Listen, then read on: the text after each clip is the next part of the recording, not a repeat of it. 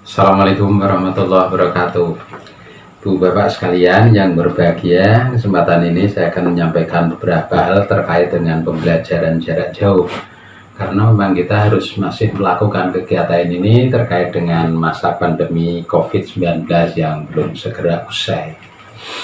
Bu Bapak sekalian, pandemi COVID-19 masih mencekam bagi semua warga anak bangsa, termasuk kita semua. Dan terlebih anak-anak kita peserta didik harus tetap di rumah, sehingga mungkin terasa jenuh, mungkin sudah ingin ketemu dengan ibu bapak sekalian, rindu dengan teman-teman, rindu dengan lingkungan sekolah dan seterusnya. Namun mau tidak mau kita harus melaksanakan kegiatan pembelajaran ini walaupun dari rumah, dan anak-anak bisa belajar dengan sebaik-baiknya. Memang ibu bapak sekalian, hal yang harus ditaati dari pemerintah kita dalam rangka mencegah penularan yang lebih luas virus corona ini adalah dengan cara tagar belajar di rumah, bekerja dari rumah, tentu diam di rumah, tidak kemana-mana kecuali sangat penting, sangat harus keluar rumah. Oke, Bu Bapak sekalian, para guru, teman-teman saya yang tercinta, bagaimana kita mesti melakukan kegiatan ini? Guru sangat dirindukan oleh peserta didik. Guru harus tetap mengelola kelas untuk mencapai tujuan pembelajaran. Walaupun kelas kita tentu dari jarak jauh, kelas kita dari jarak jauh. Apa peran guru sebenarnya? Sudah kita maklumi bersama dan mengingatkan, guru adalah pengajar.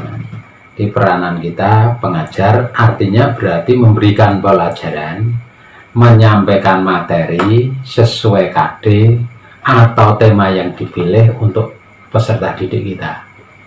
Jadi fungsi pengajar adalah bagaimana mentransfer ilmu pengetahuan yang ada atau mengkoordinasikan ilmu pengetahuan yang seharusnya diterima oleh peserta didik, sehingga peserta didik ada penambahan knowledge, ilmu pengetahuan sesuai dengan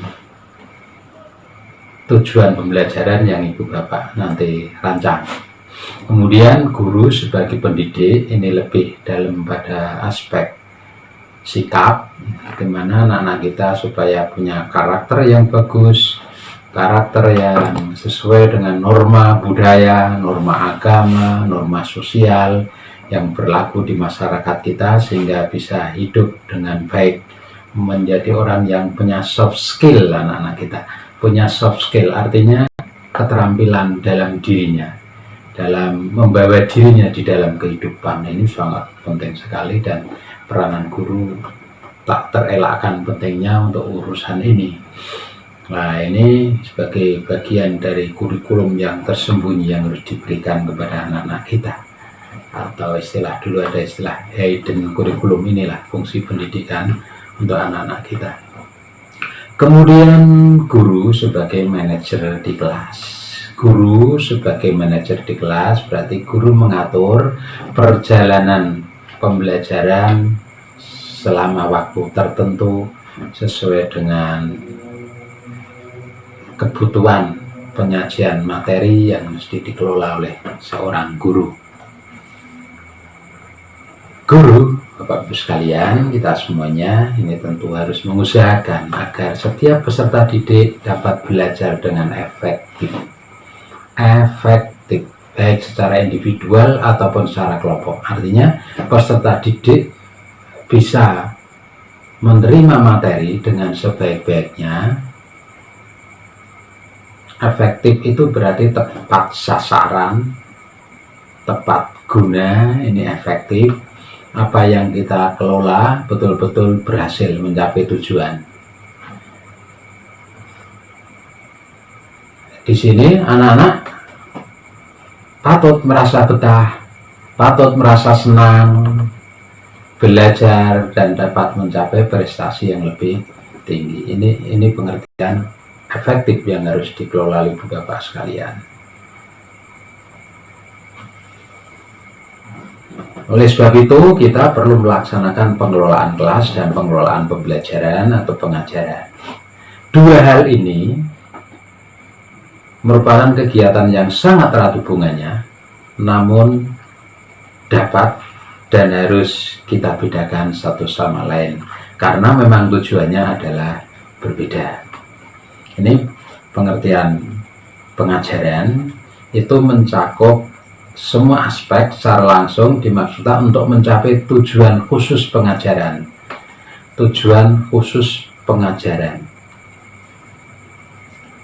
Sedangkan pengelolaan kelas ini merujuk kepada kegiatan-kegiatan menciptakan dan mempertahankan kondisi yang optimal sehingga terjadi proses belajar. Jadi bagaimana mengkondisikan anak belajar itulah namanya pengelolaan kelas. Jadi bagaimana mengkondisikan anak belajar. Ini pengelolaan kelas dari awal hingga akhir pelajaran. Sehingga penerimaan peserta didik ini dapat optimal gitu. Oke, kita teruskan. Bapak sekalian, ini pengelolaan pembelajaran. Ada aspek-aspek yang mesti kita lakukan. Anak-anak kita perlu motivasi, motif belajar, motif karakteristik dari anak-anak kita. Motif belajarnya itu apa? Anak-anak supaya punya motif, punya tujuan, punya semangat, keinginan-keinginan, sehingga ketika mereka melakukan proses belajar itu betul-betul ada semangat.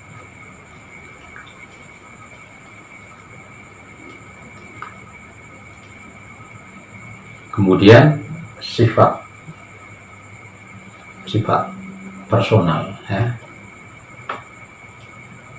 trait sifat anak-anak yang positif, yang baik, ini kita tumbuhkan. Kemudian supaya anak itu punya self concept, konsep diri, bagaimana dia tentu berbeda dengan yang lain. Kemudian yang selama ini kita sampaikan adalah masalah knowledge atau pengetahuan.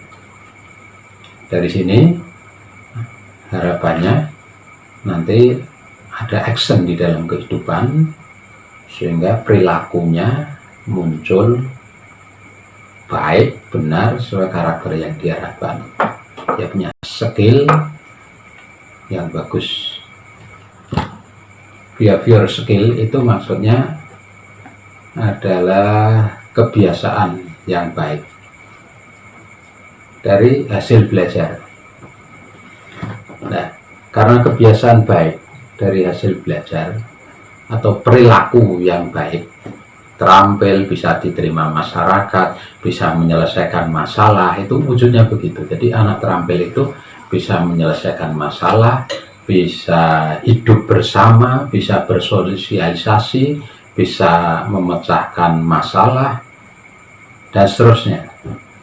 Sehingga hasilnya atau outcome-nya nanti ada job performance.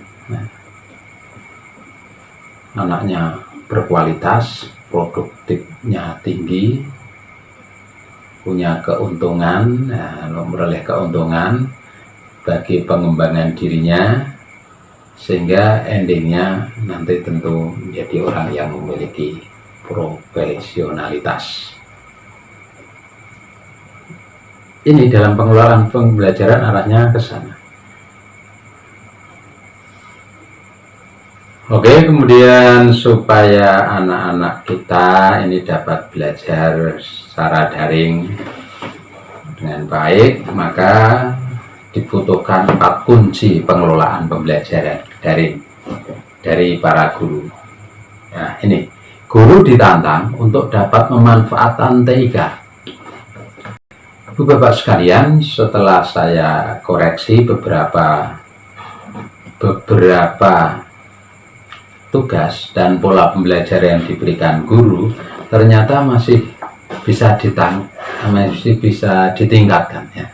Masih bisa ditingkatkan tentang pemanfaatan TIK ini oleh para guru. Ya, bagaimana kita menggunakan media yang bersumber dari TIK ini sehingga interaksi guru dan peserta didik dapat berjalan dengan efektif, dapat optimal mencapai tujuan pembelajaran. Bapak sekalian, saya banyak koreksi ini yang masuk ke kami. Laporan yang saya terima itu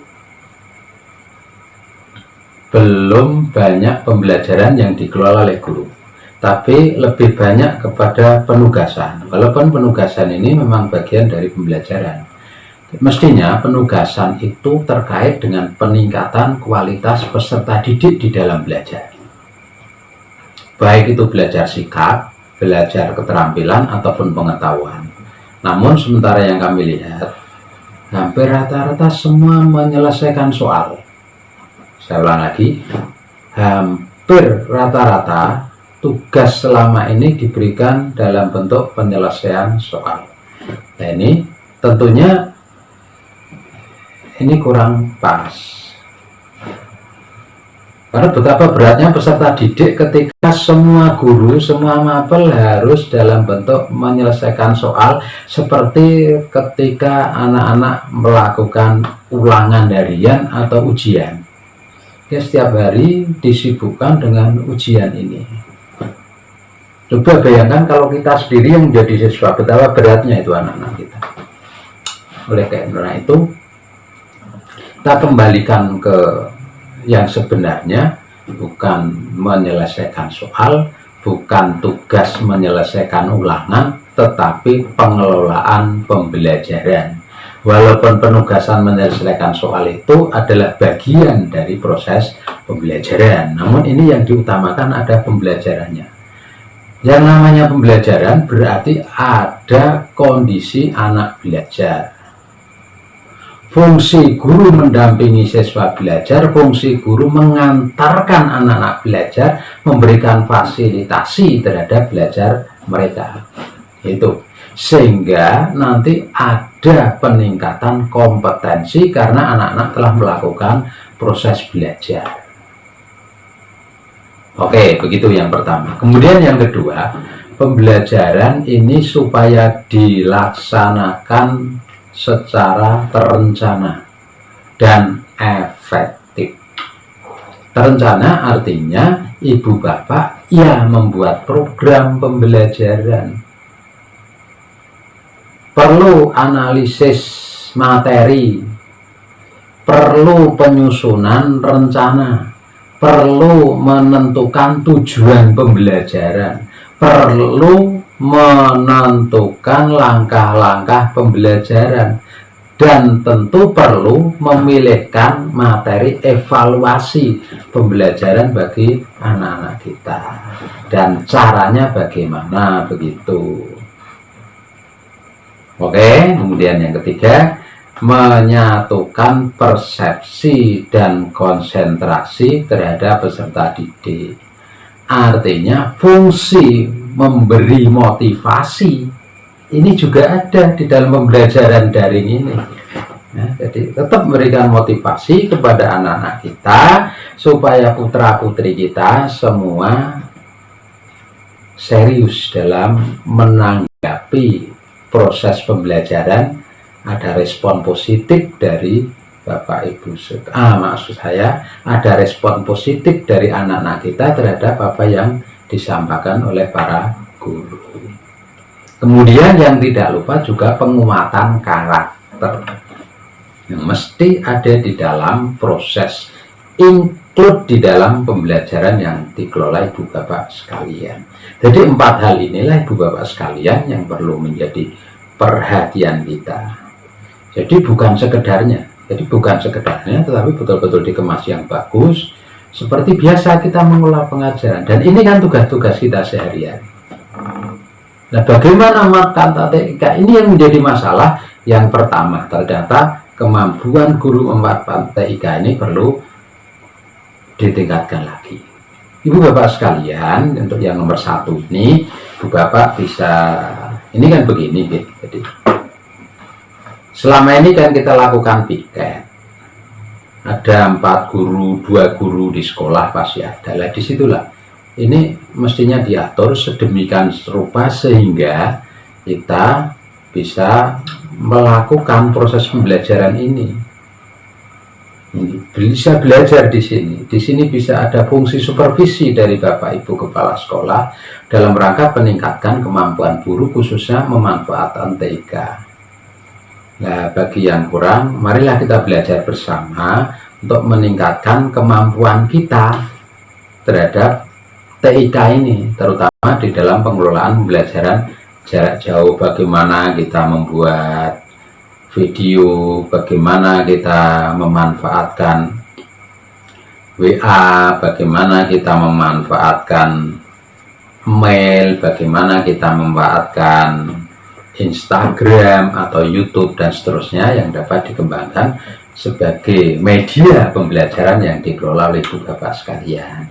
Dan alhamdulillah ini setiap sekolah sudah ada guru TIK atau BTIK, ya, bimbingan TIK. Nah, ini mestinya bisa membantu dan mendorong teman-teman guru untuk mau memanfaatkan. Paling tidak kalau di setiap sekolah ada studio, lah ini mari kita belajar di sana, ya, studio mini, studio kecil-kecilan, studio tidak profesional atau studio amatir, silakan. Yang penting bisa memberikan layanan kepada anak-anak kita bisa meningkat kemampuannya, kepercayaan diri para guru ini bisa meningkat, dan kemudian ada nilai-nilai positif yang dikembangkan oleh guru untuk anak-anak kita. Ini nomor 1, ini memang menjadi penting, ya. Jangan loyo ibu bapak, tolong ibu bapak semangat dalam urusan pemanfaatan TIK ini. Tolong semangat betul belajar dari teman-teman yang lebih muda, yang biasanya sangat terampil. Ini Android ini cukup menjadi fasilitas ibu bapak sekalian dalam rangka pengembangan TIK ini. Kita coba yang dari yang paling sederhana.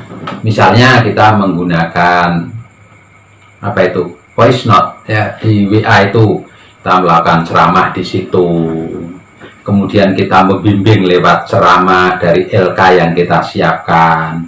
LK-nya nanti kita bisa bagikan dengan WA group. Kemudian ibu bapak sekalian bisa ceramah mengantarkan LK itu, memilihkan materi. Kemudian ibu bapak menerima pertanyaan dari anak-anak, kesulitan yang mereka hadapi, meminta mereka untuk bertanya, meminta mereka untuk berpendapat, meminta mereka untuk memberikan jawaban. Ini silakan. Ya, jadi saya kira sangat-sangat bisa, nih. Tinggal kemauan kita, kemauan ibu bapak guru untuk memanfaatkan ini, ya. Dan anak-anak insya Allah nanti senang gitu. Kemudian pembelajaran terencana ini bapak ibu ya supaya membuat RPP, jadi rencana pelaksanaan pembelajaran. Walaupun sangat sederhana, ini tolong dibuat gitu. Dan nanti bapak ibu kepala sekolah saya minta untuk menagih kepada ibu bapak guru terhadap perencanaan yang ibu bapak kembangkan. Nah, ini juga nggak terlalu sulit lah, jadi membuat perencanaan pembelajaran ini. Kira cukup 1 lembar kata Mas Menteri, atau mungkin malah setengah lembar, silahkan. Yang penting 3 komponen ada di situ. 1 tujuan pembelajaran, yang kedua langkah pembelajaran, yang ketiga evaluasi atau penilaian pembelajaran.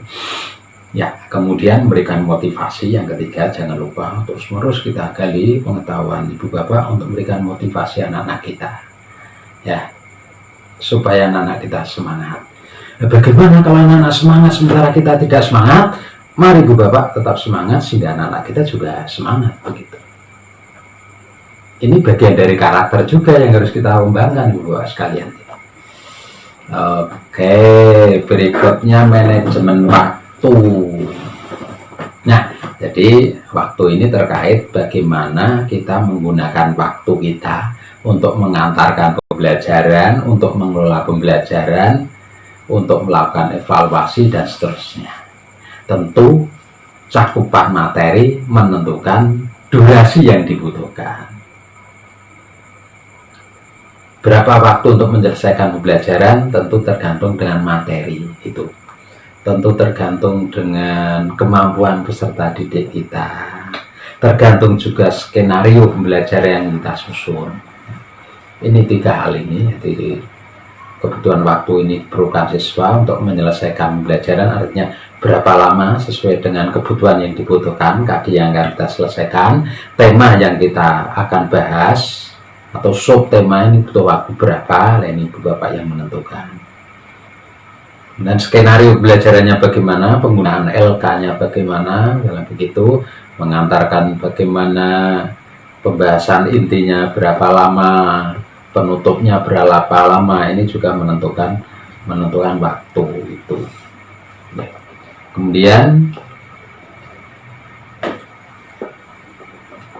waktu untuk menyelesaikan pembelajaran hendaknya memperhatikan kemampuan. Nah tentu ya, ini tentu Ibu Bapak sekalian, kalau Ibu Bapak mengajar pada kelas yang anak-anak punya kemampuan lebih bagus, ya cukup waktu sedikit. Tapi anak-anak yang masih agak lamban ya perlu waktu lama. Juga tingkat kesulitan tugas yang diberikan ya juga relatif. Nah, inilah, mari kita kelola. Waktunya anak-anak tentu longgar, tapi kalau tugasnya terlalu banyak, anak-anak juga menjadi berat. Ya. Silahkan, monggo. Mungkin 1 hari 2 mapel. Dikelola yang baik. 1 hari cukup 2 mapel. Ya. Anak-anak mendengarkan, anak-anak menyaksikan, anak-anak membuat sesuatu, anak-anak melakukan, anak-anak mempraktekkan, dan jangan lupa pesan karakter harus kita kembangkan. Oke, manajemen kelas sekarang ini ya. Kalau kita berhadapan di ruang kelas, ya kita atur 30 anak ini, kita kelola, kita amati, kita motivasi, kita kelilingi satu persatu, kita sapa, kita sentuh, kita ajak berbincang. Tapi bagaimana dengan kelas yang tanpa tepi ini, gitu, di ruang di mana-mana anak kita? Tentu kita atur, ya. Kita atur sedemikian rupa sehingga anak-anak bisa kita ajak berkomunikasi, ya. Kegiatan guru dalam mengatur kegiatan belajar mengajar peserta didik di masing-masing kelas ini, wali kelas dapat mengatur dalam sehari beberapa jumlah pembelajaran yang diberikan kepada anak-anak kita, misalnya begitu. Semua diatur lebih dahulu agar peserta didik tidak terbebani seperti tadi yang sudah saya sampaikan di depan, sehingga tidak terlalu menumpuk. Nah, cukup 2 atau 1 pembelajaran saja, tergantung kompleksitas materi, kesulitan materi, dan seterusnya. Untuk itu Ibu Bapak bisa melakukan diskusi dulu dengan anak-anak kita, diskusi dengan anak kita, diskusi dengan orang tua. Yang paling penting diskusi dengan sesama guru. Tentu ini juga kita lakukan untuk mengatur perjalanan pembelajaran selama pembelajaran jarak jauh itu. Oke, begitu Bapak sekalian ya. Forum diskusi guru dapat menggunakan WA group. Nah, ini monggo. Kita sudah biasa melakukan ini. Monggo untuk anak-anak kita, untuk orang tua gitu. Monggo dibuat yang menyenangkan. Manajemen pembelajaran, artinya kegiatan guru mengelola situasi belajar peserta didik. Guru dapat berinteraksi secara online menjelaskan materi pembelajaran. Nah, ini menjelaskan materi pembelajaran, tidak apa-apa. Sementara banyak penjelasan dari guru. Kemudian memberikan kesempatan kepada anak-anak kita untuk bertanya. Terus disuruh lakukan diskusi. Syukur ada interaksi. di satu kelas.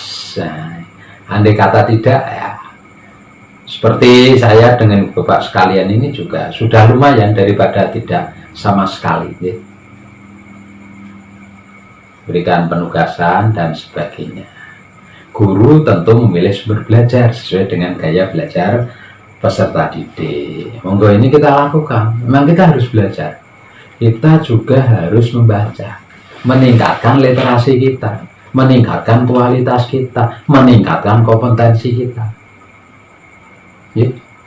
Bagaimana monggo? Ya. Bisa belajar dari YouTube, silahkan. Bagaimana buat PowerPoint yang bagus, bagaimana memadukan suara dengan PowerPoint, di situ ada belajar.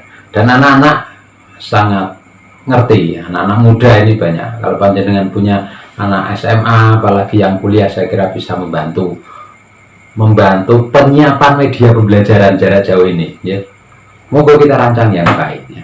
Supaya manajemen yang kita lakukan, pembelajaran kita bisa menarik perhatian peserta didik dan anak-anak kita belajar dengan enjoy. Oke, alhamdulillah. Lah, tugas guru apa tuh sebenarnya? Ini sudah perso semuanya, saya kira sudah tahu Ibu Bapak sekalian, yaitu menyiapkan bahan ajar, menyiapkan materi pelajaran yang akan diunggah, yang akan disebarkan kepada peserta didik kita. Mari silakan, sangat mudah kita siapkan, kita sampaikan. Itu. Jangan ya perintah anak-anak belajar buku ini, bukain, wah ini nanti jenuh anak-anak. Coba buat materi, buat ringkasan, buat bahan ajar gitu. Berikan pada anak-anak kita, biar anak membaca yang baru. Jangan buku yang sudah kumuh, buku kumal, buku lama. Atau ini anak-anak pesantren kadang lupa membawa buku dari rumah. Maka para guru, teman-teman guru saya yang di pesantren ini, tolong juga melakukan yang ini seperti ini, menyiapkan bahan ajar yang nanti diunggah, disampaikan gitu. Ini saya melihat kemarin konsultasi dengan teman-teman guru, tanya tentang pengelolaan ustadz pesantren kepada santrinya. Ternyata dari Pati itu, pesantren Pati juga melakukan pembelajaran daring jarak jauh. Begitu semangat, pakai Google Classroom kalau nggak salah itu kemarin yang saya pantau, itu bisa juga dilakukan.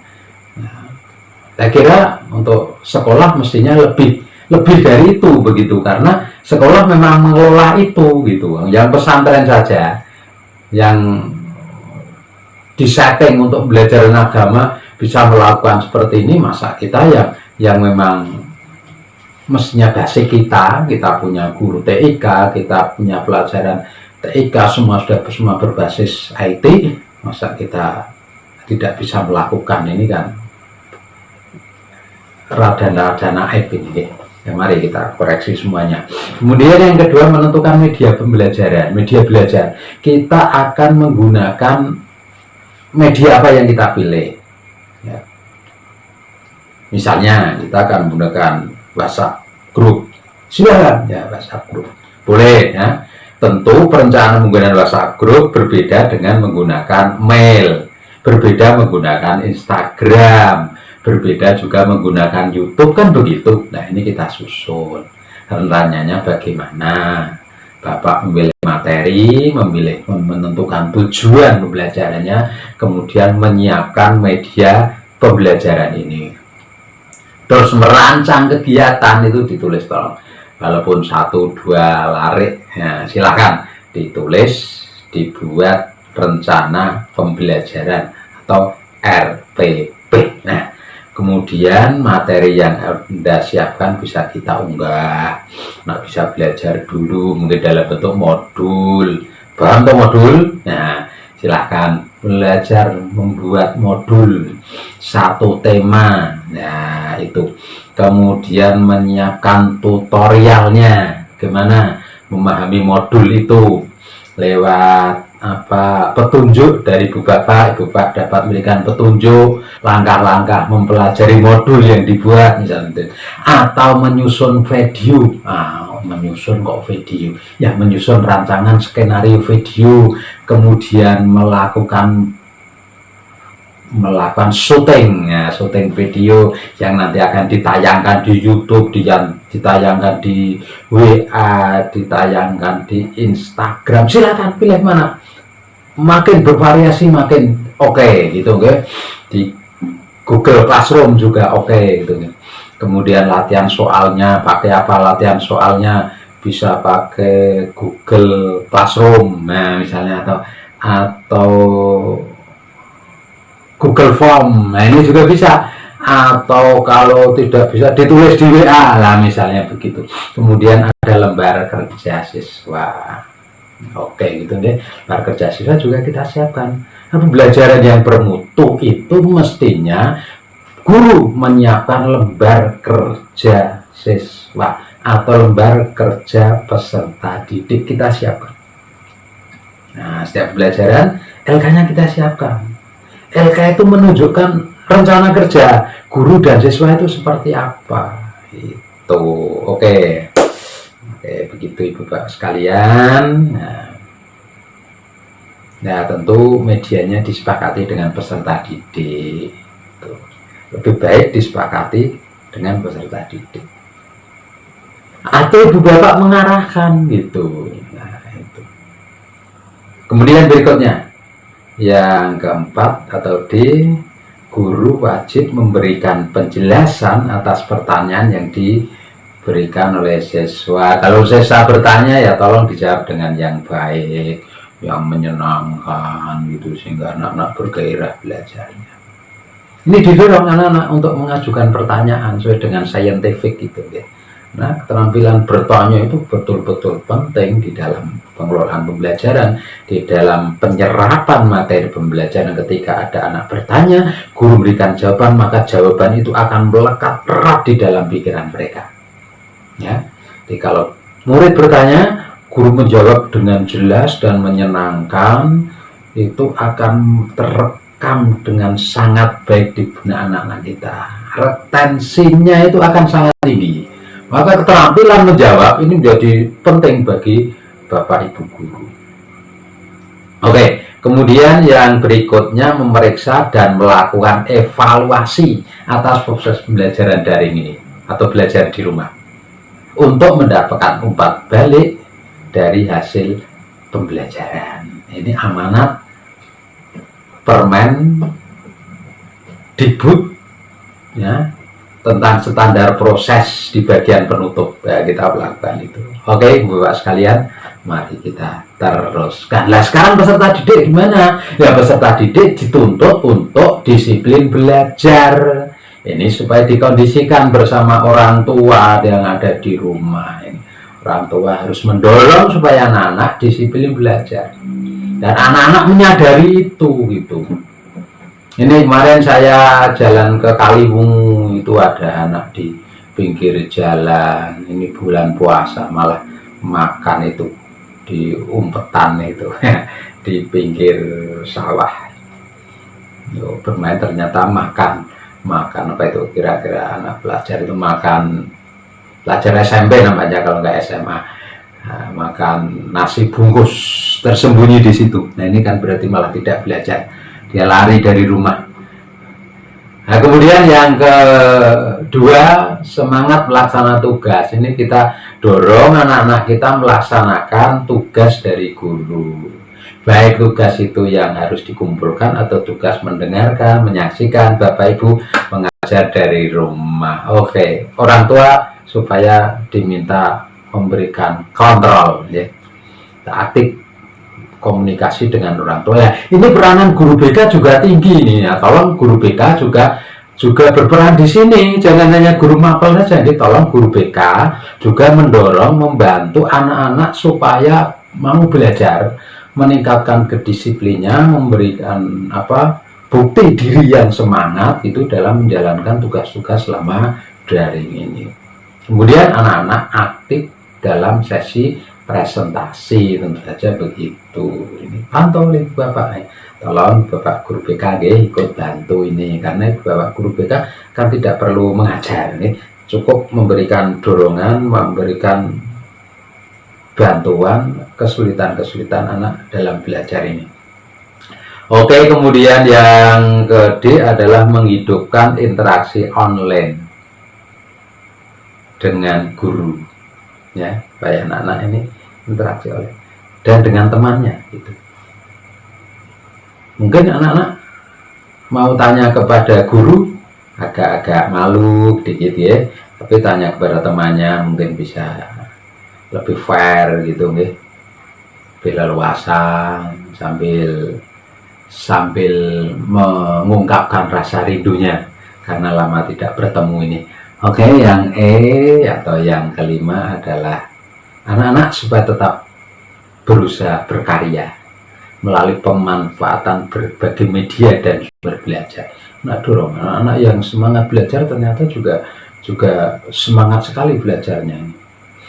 Belajar terutama life skill ini juga kita dorong anak-anak. Bisa kita mengaitkan pembelajaran satu dengan yang lain sehingga menumbuhkan life skill yang tinggi pada anak-anak kita. Itu. Silakan. Nah, monggo. Kemudian selalu berbahagia dalam pembelajaran ya. Jangan bersedih anak-anak kami semuanya, jangan gundah gulana, tapi supaya tetap semangat dan bahagia dalam belajar. Oke, berikutnya tadi sudah saya sampaikan di depan, Ibu Bapak Guru tetap menyusun RPP dengan memilih tujuan pembelajaran, memilih tema, menentukan media yang akan pilih, tadi sudah saya sampaikan di depan, kemudian menentukan langkah-langkah pembelajaran atau menentukan langkah-langkah menyiapkan pembelajaran dan pembelajarannya nanti bagaimana. Jadi penyiapannya bagaimana, kemudian nanti saat pembelajarannya itu bagaimana, kan? Nah, kemudian menentukan alat evaluasi atau menentukan penilaian hasil belajar peserta didik. Ini saya sampaikan contoh RPP 1 lembar masa COVID ya. Ini sekedar belangko saja, Ibu Bapak bisa menyesuaikan sesuai dengan kebutuhan Bapak. Nah, ini contoh tidak harus seperti ini, tapi bedanya ya bisa digunakan untuk membuat perencanaan. Nah, ini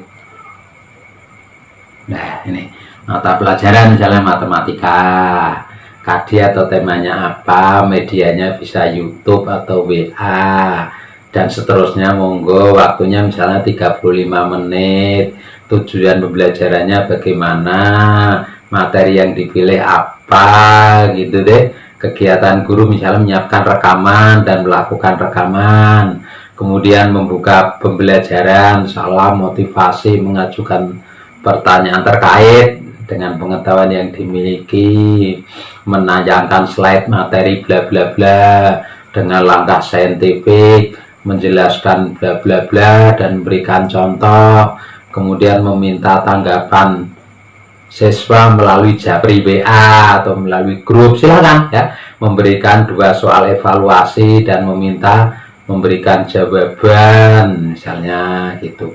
Kemudian menutup pembelajaran, ada refleksi, ada memberikan umpan balik, kemudian mengarahkan tindak lanjut dan informasi pembelajaran jarak jauh berikutnya, misalnya begitu. Ini Kendal 2 Mei 2020, guru mapel siapa, misalnya Dewi Corona. Kemudian di sebelah kiri sebaiknya mengetahui kepala sekolah. Ini Bapak Ibu guru sekalian yang supaya disiapkan oleh Ibu Bapak sekalian, ini menunjukkan kesungguhan kita bekerja. Nah, kita memang harus masih bekerja walaupun murid-murid kita di luar sana, tidak di sekolah. Nah, selanjutnya mari Ibu Bapak sekalian susunlah persiapan pembelajaran jarak jauh sesuai dengan pembelajaran yang akan dilakukan dan kemudian laksanakanlah pembelajaran ini sampai nanti wabah corona itu betul-betul usai ya, sehingga nanti anak-anak bisa ketemu lagi di kelas seperti biasa. Oke, akhirnya saya sampaikan, mohon para buat kenangan, mohon maaf atas kekurangan. Sangat terasa kecup kekasih. Sementara cukup sekian, terima kasih. Wassalamualaikum warahmatullahi wabarakatuh.